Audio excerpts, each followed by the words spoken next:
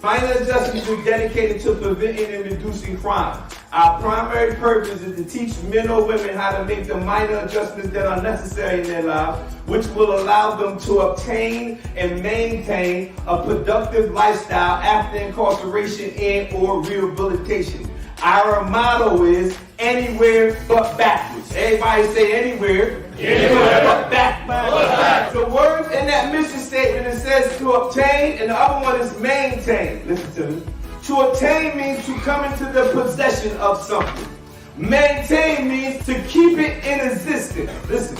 The reason why I say that, everybody say to obtain my sobriety is easy. Our challenge is to maintain it. Say to obtain our sobriety is easy. Our challenge is to maintain it. Good evening, everyone. Welcome everybody to the Minor Adjustments Virtual Group. To attain our sobriety is easy. Our challenge is to maintain it. As always, whenever I hear my own self saying the mission statement over and over again, I get encouraged myself. Our motto is anywhere but backwards. So again, welcome everybody to the Minor Adjustments Virtual Group. As always, we meet here Thursday at 7 p.m. I will always like to give you guys links to the book we're going to be going over. If anybody would need the book or would like to get the book, I'll put the link in the comment section for you. I also will put in here the link to if anybody would like to become a minor adjustment facilitator, they can actually go to this particular site. I created an online course where you can literally take the course online and you'll be able to establish the minor adjustment program at a different location with me guiding you through all the steps. All right. Also, please check out our website when you get a chance. The website is minoradjustments.org. There's a lot of different things that you can tap into on there. A lot of different courses that we have provided and links and stuff to go to different videos we have done, because we do so many different sessions all around the world. Thank God for that. But we always want to focus on our mission, which is minor adjustments is dedicated to preventing and reducing crime. Our motto is anywhere but backwards. So everybody, well, today we're going to be talking on, we're going to be going back to the same book, which is the Minor Adjustment Student Workbook. We'll be going back through there. We're going to be pulling up another lesson that deals with our title or lesson for today is Living Victorious. I like that we talked about humility in our last session. And the reason why my strategy is to teach people about humility is because if you don't go back, listen to me. If you do not go back, I guarantee you that you will start seeing things in your life and you'll become a living a victorious life. That's why I taught, before I taught about living victorious, I taught about humility or being humble, is because you're going to start accumulating things, or you're going to start to succeed, and your life is going to be very victorious. But you got to always remain humble and not forget the people who helped you or who helped you along the way or who have been in your life thus far. All right. So today we're going to go through here, but let's go back. Actually, let's go to the mission statement. I always want to pull over, pause, and park here. It says minor adjustments is dedicated to preventing and reducing crime. Our primary purpose is to teach men and women how to make the minor adjustments that are necessary in their lives, which will allow them to obtain and maintain a productive lifestyle after incarceration and or rehabilitation. Our motto is anywhere but backwards. But the reason why I wanted to go back to this is because those two words, which you see right there, that are clearly bold, highlighted, it might not be highlighted in your book, but it's definitely bold, is the words obtain, and another word is maintain. Now, if you go to page 6, it says to attain my sobriety or my freedom is easy. To maintain, it means to keep into existence. So when you obtain something, you come into the possession of something. When you maintain, that keeps it in existence. Let me give you an example. In 2009 is the year that I obtained my sobriety. That's when I got delivered from the drugs, the alcohol, and the criminal lifestyle. That was August in 2009. That same year, August 2009, I went to Major Pierce husband and Pastor Russell, and the Lord told me to go ask them to help me go away to treatment. Now, this was August 2009 when I went to Major Pierce and Pastor Russell and told them what God told me to ask them to help me go away to treatment. That was August 2009. That's when I obtained my sobriety. That same month, that same year. I never touched another drug, never alcohol or anything, never committed another crime. That was August 2009 when I went to the Salvation Army in Bristol, New Jersey to talk to Major Pierce. He was in the office with him and Pastor Russell. I talked to them about what God told me to do. They went in the office and prayed to God, and now 15 years later, I'm a substance abuse counselor, a national certified peer recovery coach. I have a lot of individuals that I mentor. I created a program, what we're going over now, called the Minor Adjustments Program. I'm a 10-time published author. I said all that to say this. When I obtained my sobriety or my deliverance in 2009, I did not have to go obtain it in 2010, 2011, 2012. Therefore, what did I have to do? I simply needed to maintain what I had obtained. To maintain means to keep something in existence. If you are like me, for 22 years, I struggled with crack cocaine and heroin and criminal lifestyle.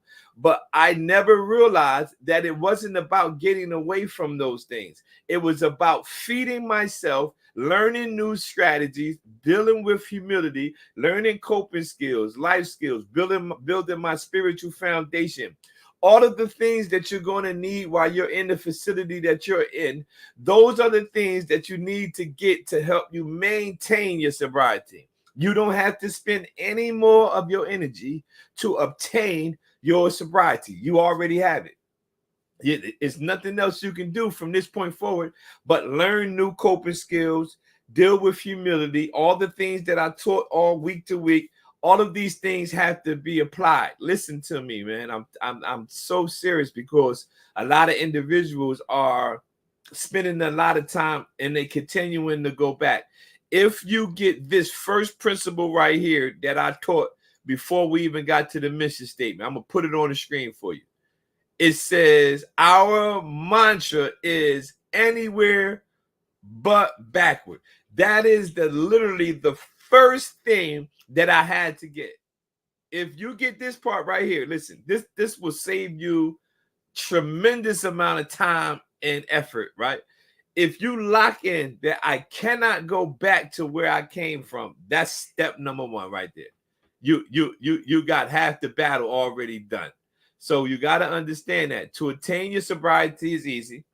The challenge is to maintain it. To maintain means to keep it in existence. I started in August 2009 when I went to Major Pierce and Pastor Russell. That was August 2009. I didn't have to do it in August 2010. I didn't have to go August 2011. I didn't have to do that. You just need to maintain it. So today we're going to go to a chapter that I would like to go over, which is our final chapter in the book. And then what I always do, then the next week we probably just start all over. I repeat this. You learn by repetition. I hope you understand that. You learn by repetition. A lot of times people don't want to repeat stuff, but the sad part of it is we always repeating stuff. Right? We always repeating stuff, but we got to understand that in order for us to live a victorious life, we're going to have to learn. I've been teaching minor adjustments. I want to say 2013 I created it. The Lord gave it to me 2013, and I have been teaching the exact same program over and over to different individuals. Watch this. You know what's beautiful about the program is that because I have to teach it to individuals over and over again, I'm literally applying it to myself over and over again. Yo, this is the beauty of it, because not only am I telling to individuals over and over, I'm at the exact same time using the same principles and things that I'm telling you to help my own self. So you got to understand that. So we're going to talk about every group. I like to have what's called an expectation. Each group, I like to have an expectation. My expectation for this group is everyone heart of a champion will be revived. I'll explain that in a minute. Everyone's heart of a champion will be revived. So let me read this book. It says, Living Victorious. Living victorious does not mean freedom from temptation, nor does it mean freedom from mistakes or losing. See, I got to pull over, pause, and park right here for a moment. This is one of my, I love all the chapters, but I got to take my time. Living victorious does not mean freedom from temptation. What that simply means is it doesn't make you exempt from being tempted to go back. Listen to me. 15 years removed from what the Lord delivered me from does not make me exempt from being tempted to go back. However, I have already eliminated the options of going back. But living victorious does not mean freedom from temptation. You're going to have things that try to tempt you to go back to the lifestyle that you're trying to stay away from. So I don't want to trick people and tell them once you get to 15 years, you're no longer going to be tempted about going back. No. I don't care what year it is. You cannot take your foot off the gas pedal of your recovery walk. You cannot take your foot off the gas pedal of your relationship with God or your spiritual development. Living victorious does not mean freedom from temptation. Watch the next line. Nor does it mean freedom from mistakes or losing. So there are going to be some mistakes that you have during the course of you living victorious. I can testify to that myself. Watch this. Or losing.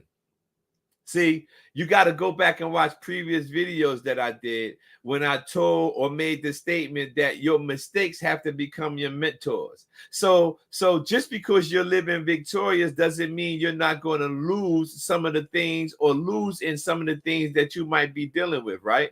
But the losing is not really a problem when your mistakes or what you lose at, when your mistakes and what you lose in that becomes your mentor.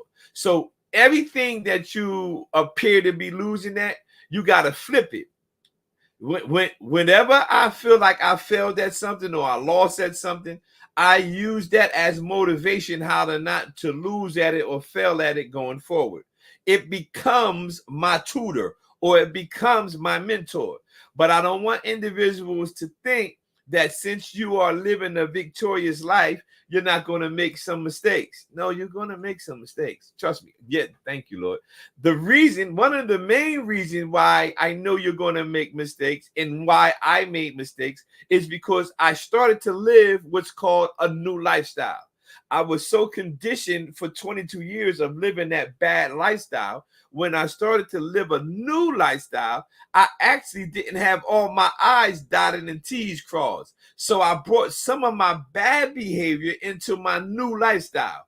I no longer have those bad behaviors. Well, not all of them. I no longer have the bad behaviors from my previous lifestyle that I have in my new lifestyle because I eliminated them.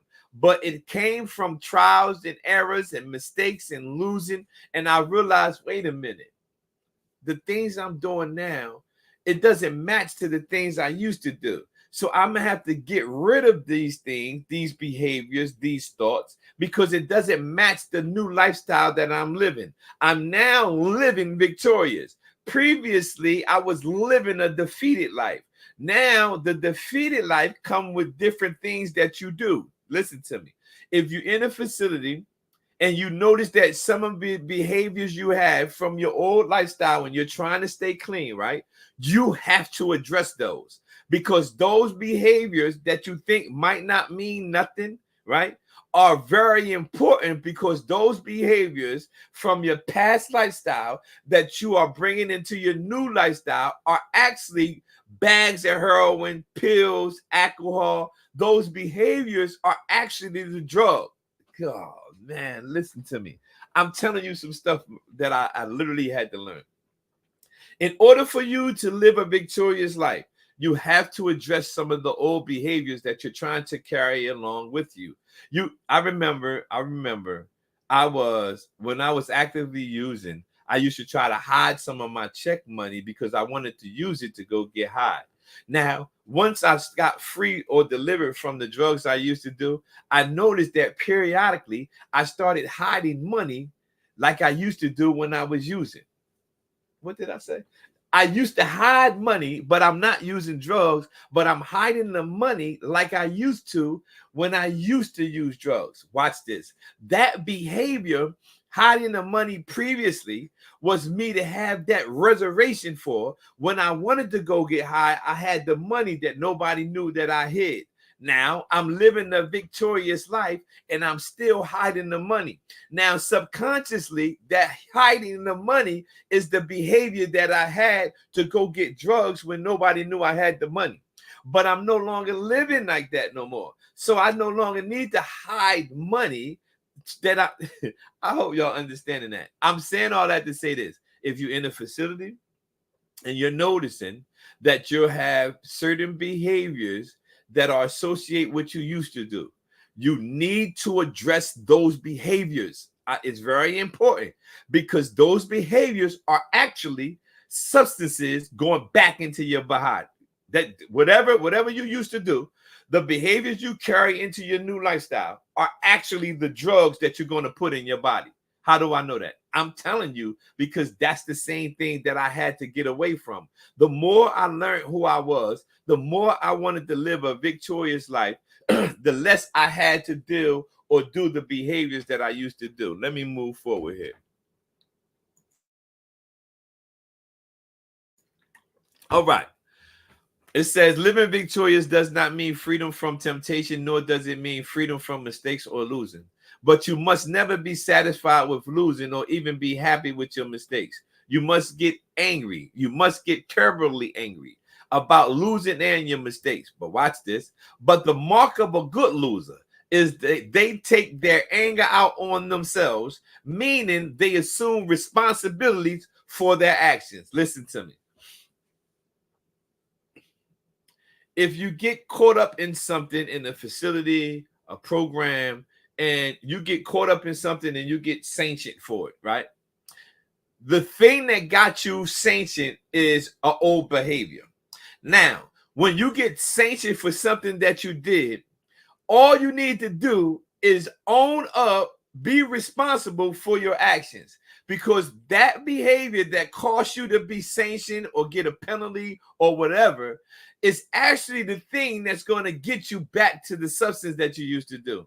But if you take that mistakes or that behavior and you own up to it and be responsible, like, you know what, I now see that what I did, because now that I took the minor adjustment program, I now see what I did is associated to my past lifestyle, but I'm no longer that person and I'm trying to live victorious. Now, I would like to ask you to forgive me for doing what I have done. I own up for the responsibility to what I have done. I'm going to carry out this sanction that I received, and I'm not going to pout and say people is against me. I now realize that that behavior is actually trying to sneak its way back into your lifestyle so it can get you back to drugs. Man, I hope I'm helping somebody, man. I'm literally giving y'all all my information that I applied to my life. This is how I've been successful and had received 15 years away from my old behaviors, because I learned how to process it differently. Not only did I know how to process it differently, I listened to the people who mentored me. They taught me, I listened to them, and I said, you know what? You're absolutely right. I'm tired of thinking I know it all. I'm tired of thinking that I got this. I'm tired of saying I'm a man. I got tired of all that. I wanted to live a victorious life. I had got to the point in my life where I had men and women in my life who was way successful than I was at what I was trying to do. I literally got to the point where I says, can you just teach me how you did what you did and how you got where you got? And I just said, I'm going to take responsibility for what I did. I'm no longer stealing this. I'm no longer lying about this. I'm no longer coming in late for curfews. I'm tired of all that. I want to live a victorious life. But that is you taking or you assuming responsibility for your actions. Watch this. Victory is always possible. Victory is always possible for someone who refuses to stop fighting to obtain, watch the words, and maintain living victorious. So it's always possible for you to obtain and maintain living victorious. All right. All right, Mr. Clark. Clara, hi. All right, let's see what we got here. Now, remember I said in the beginning, I said my expectation was for everyone heart of a champion to be revived. Now, I want you to understand that despite your current situation or what you have been through previously, you still have inside of you a heart of a champion. How do I know that? Because if you made it this far, you're watching this video now or you will watch this video later, right? If you made it this far through all the things that you have made it through, right? That means something inside of you have been pumping. And I know you have a natural heart in you, but there's something in you that has kept pushing you. That means you have a heart of a champion. But however, sometimes you need to revive that heart of a champion, because sometimes you'll go through all these trials and errors and it seems like you keep losing and losing and losing, right? But all you need to do is be revived. Sometimes you just need to make connection with somebody that can inspire you, somebody that has some passion, somebody that's telling you where they was to where they are now by God's grace. You just need to be revived. One of the gifts that God gave me, and although I go through my own personal struggles, he always told me that I got a gift to actually revive and inspire other individuals. But this is the thing. Being as though I have the gift to help revive people, to inspire them, to encourage them, when I'm going through whatever I'm going through, it does not stop me from trying to encourage in you. That means that I can literally be trying to encourage you, help revive you, and be crying inside. But I'm doing it from the gift or the heart of a champion I have in me. I'm saying that to say this. You have the same heart of a champion in you. Your heart might need just to be revived. You need to tap into something to help revive that champion that you have in you. What you have been going through cannot stop you from living a victorious life, but you have to lock in on this one part. You can't go back. I told somebody yesterday I was dropping a brother off to work, and when I was dropping them off to work, he was saying how he realized how God has been in my life and how God has done a lot of things for me. And I sit there and told him, I said, man, listen to me. God will do all that for you as well. He only required you to do one thing, and that's not go back.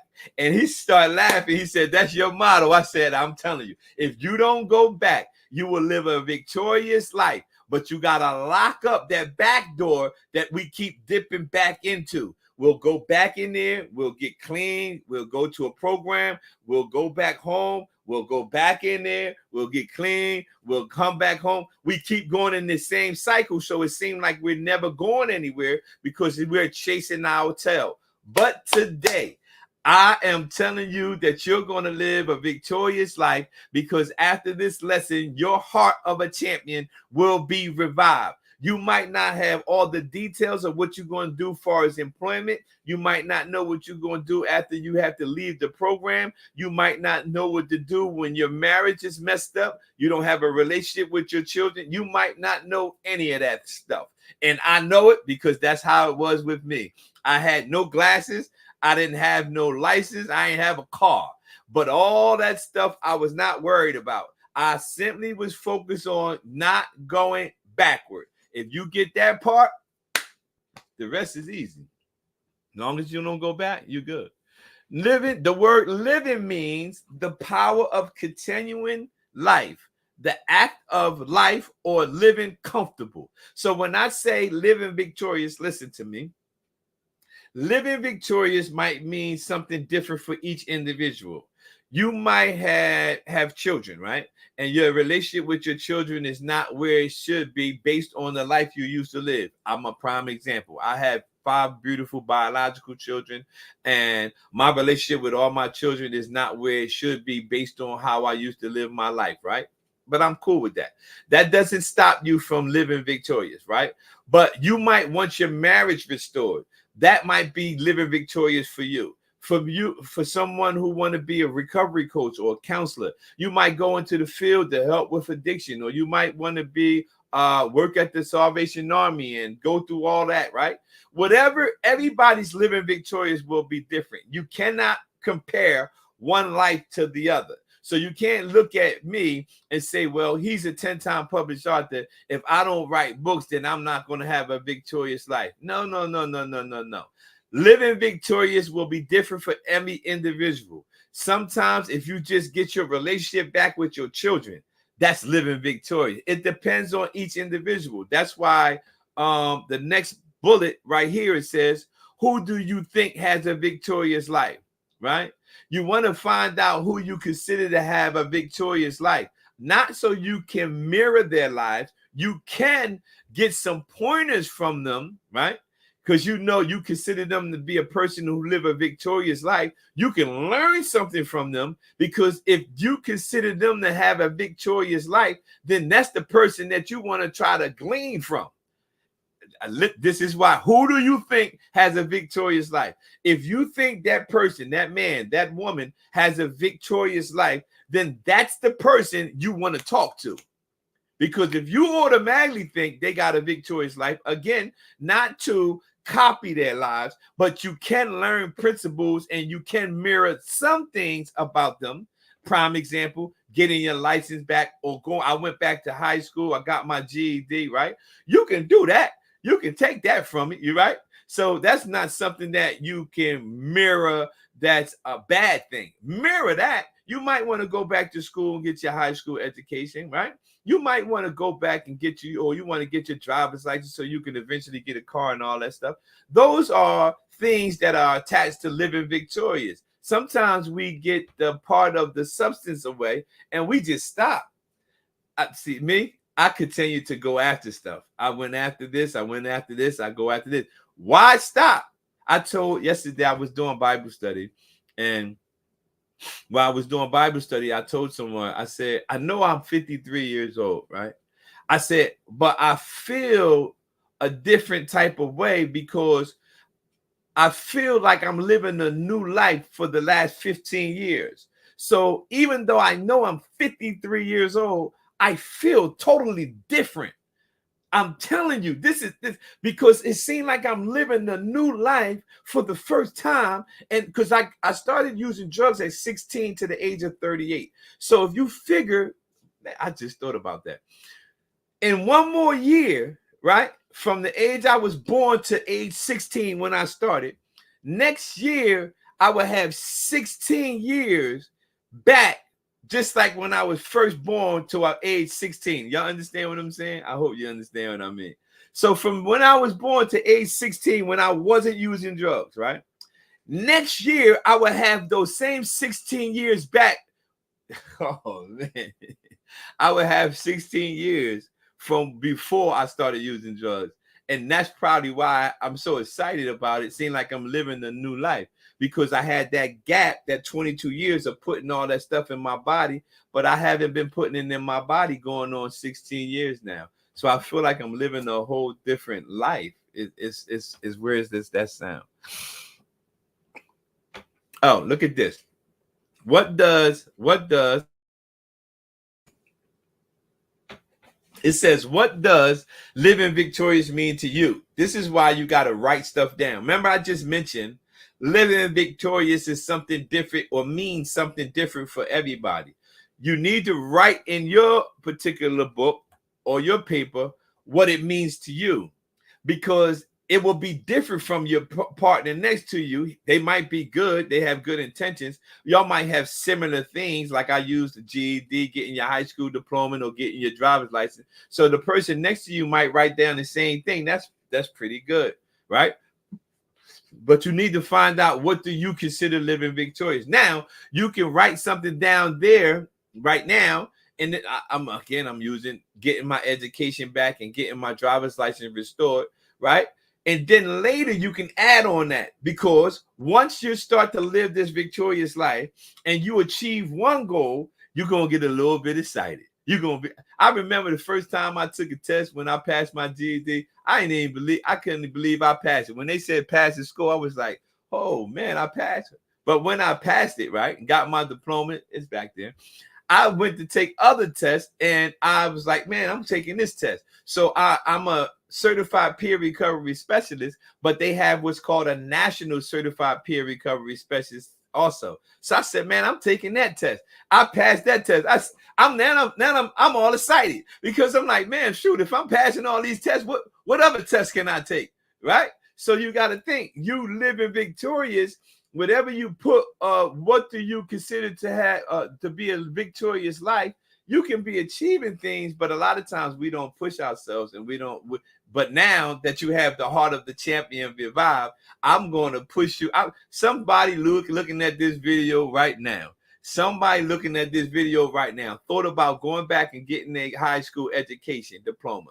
Today, it's going to be sparked back up in you, and you thought about it, getting your driver's license restored or getting your high school diploma. You thought about it, but you really put it back down. But after today, you're going to pick it up and say, you know what?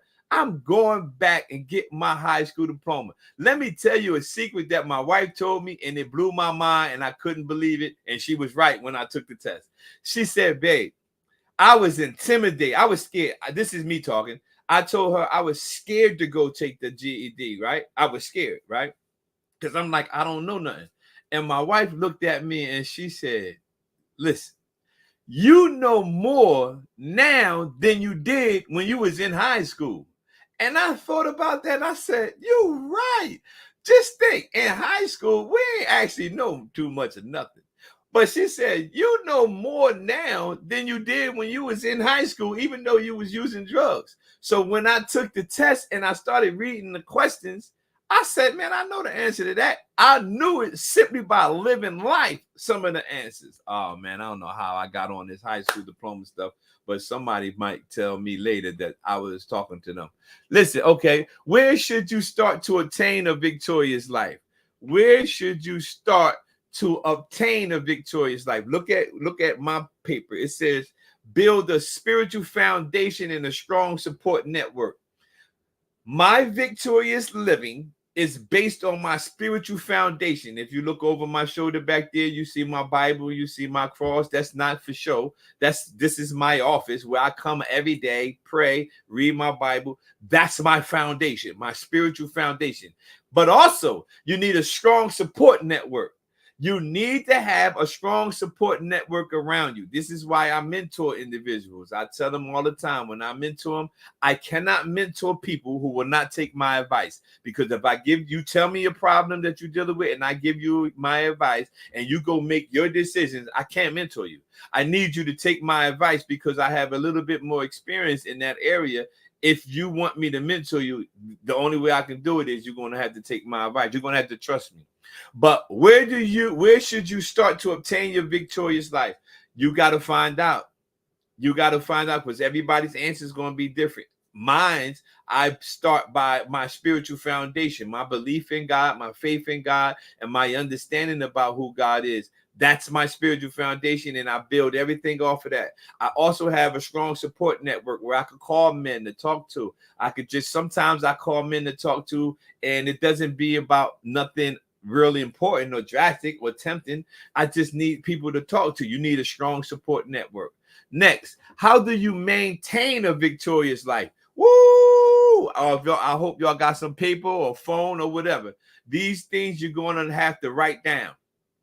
How do you maintain a victorious life? Watch this. Number one, discipline.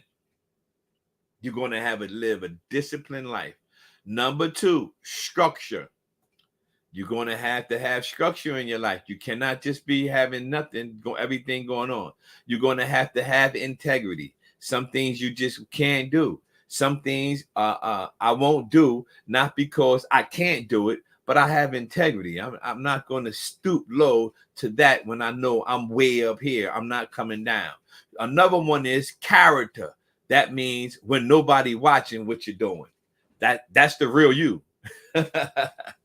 See, sometimes we put on a mask, or when the counselors or the staff is looking, we don't do nothing. But as soon as they turn their back, we do this. But listen to me.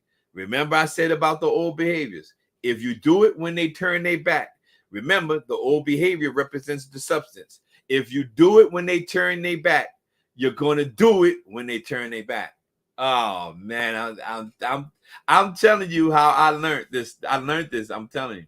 So you got discipline, structure, integrity, character, and boundaries.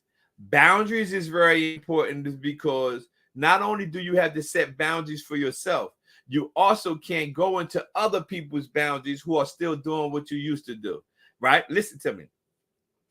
Your boundaries you set for yourself, meaning, let me give you an example. I'm literally in my home, right? My boundaries is people can't bring drugs in my home, right? I set boundaries. You cannot bring, now everybody are still in different stages of their life, but they can't bring it in here. You can't, this is my home. This is my domain. These are my boundaries.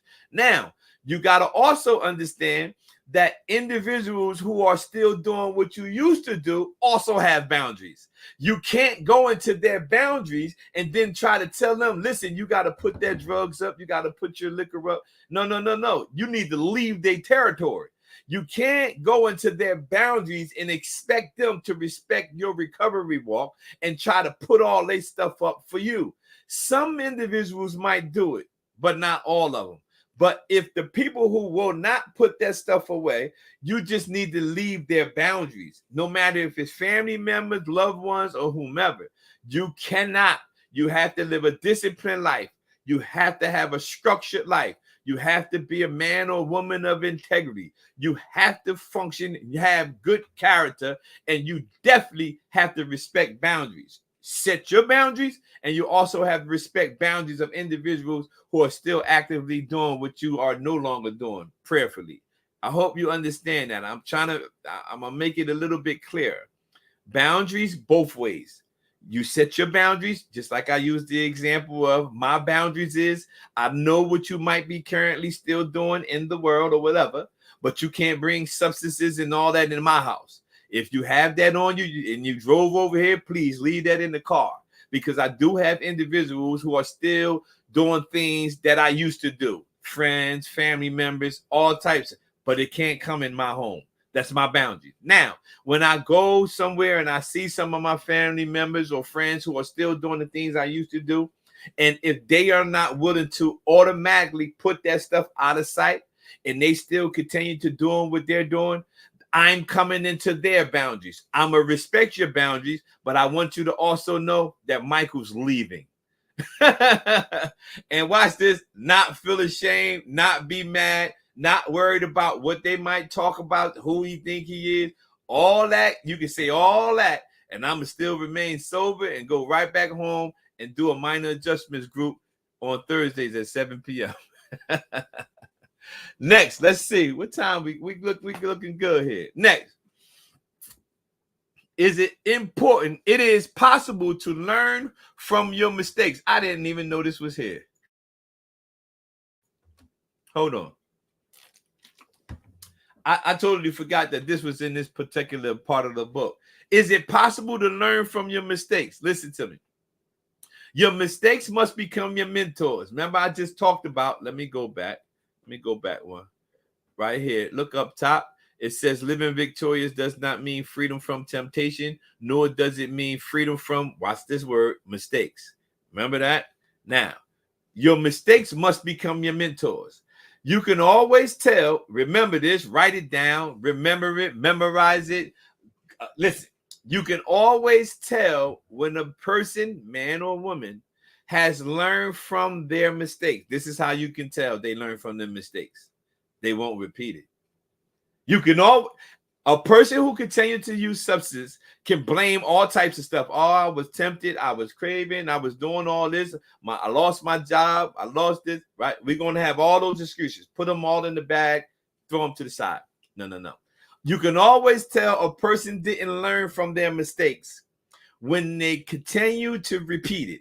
When a person learns from their mistakes in any arena in your life, any area of your life, they won't repeat it. That your mistakes must become your mentors. I learned mistakes from marriage, children, finances, all of that stuff. I learned from it. I didn't repeat those mistakes that I made in those areas because those mistakes taught me something.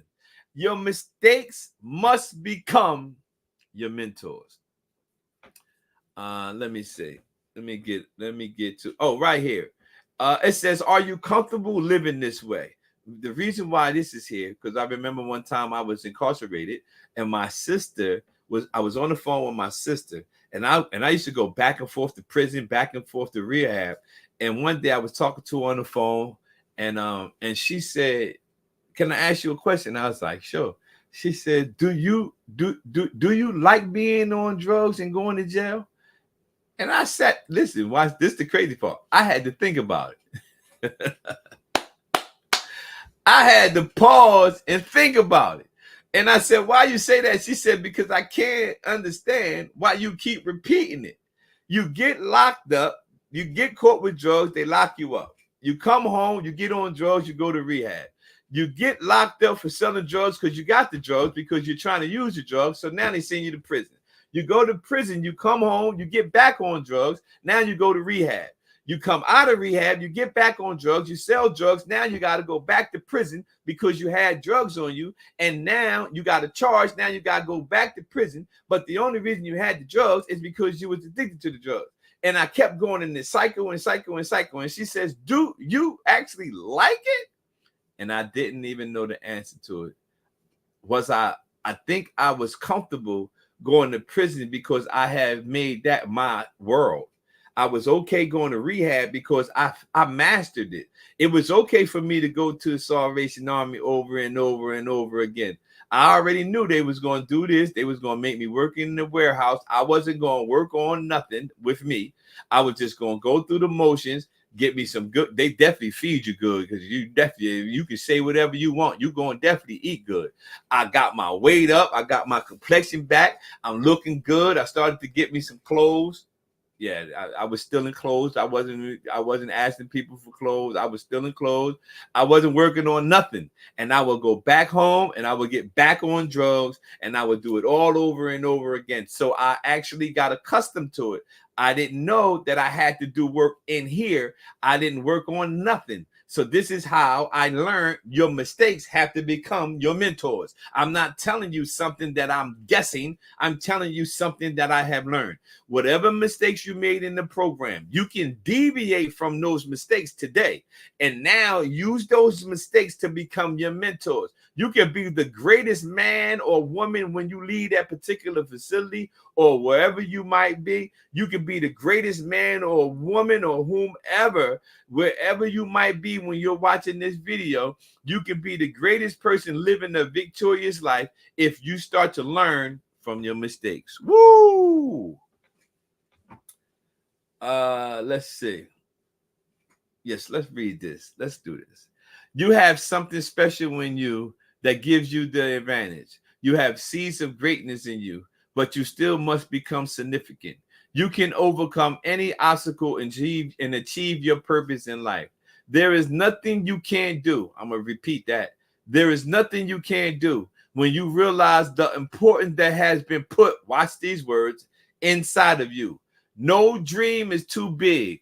No challenge is too great. You must be transformed by the renewing of your mind.